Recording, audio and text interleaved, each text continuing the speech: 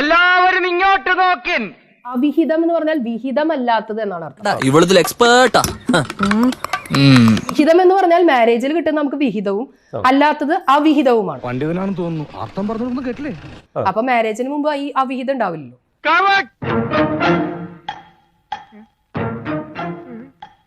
അപ്പൊ മാരേജിന് ശേഷമുള്ളതിനെയാണ് അവിഹിതം എന്ന് പറയുന്നത്. ആ അവിഹിതം എന്ന് പറയുന്നതിലേക്ക് നമ്മൾ എത്തിപ്പെടാനുള്ള പ്രധാനപ്പെട്ട കാരണം എന്ന് പറഞ്ഞാൽ നല്ലൊരു ഭക്ഷണം ഉണ്ടാക്കി ഭർത്താവിന് മുന്നിൽ കൊണ്ടുവന്ന് വെച്ചു കൊടുക്കുമ്പോ ആ കൊള്ളാം എന്ന് പോലും പറയാത്ത ഒരു അരസികനായ ഒരു ഭർത്താവിന്റെ മുന്നിൽ എത്ര ദിവസം നമ്മൾ ഭക്ഷണം ഉണ്ടാക്കി കൊണ്ടുവന്ന് വെച്ചു കൊടുക്കും. ഈ അവിഹിതം എന്ന് പറയുന്നത് ഉണക്കമീൻ പോലെയാടി. നാട് മൊത്തം നാറിയാലും നമുക്ക് നല്ല രുചിയായിരിക്കും. അതേസമയം മൊബൈലിൽ ഇരുന്ന ഒരു ചേട്ടൻ നമ്മളോട് എപ്പോഴും നിന്റെ DP കൊള്ളാം, നിന്നെ കാണാൻ എന്ത് രസമാണ്. എന്നെ പോലുള്ള കൃമികീടങ്ങൾ സ്ത്രീകളെ ശല്യപ്പെടുത്തുന്നുണ്ടോ നോക്കാൻ വന്നതാ. കണ്ടു.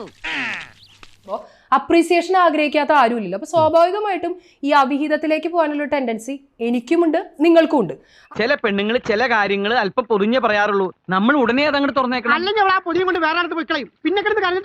ആ ഒരു പ്രശ്നം അവിഹിതം ഡേഞ്ചറസ് ആവുന്നത് എപ്പോഴാണെന്ന് മാത്രം നോക്കിയാൽ മതി. മാധ്യമേ, നമ്മളെ മോള് വിചാരിച്ച പോലൊന്നല്ലോ. നമ്മുടെ മോളോ? അല്ല, നിങ്ങളെ മോള് തന്നെ. അവള് ഞാൻ വിചാരിച്ച പോലൊന്നല്ല. ഇതൊരു നേരം പോക്കിന് വേണ്ടി നമ്മൾ ചെയ്യുന്നതാണെന്ന് മനസ്സിലാക്കി കഴിഞ്ഞാൽ ഇറ്റ്സ് ഓക്കെ, ഫൈൻ.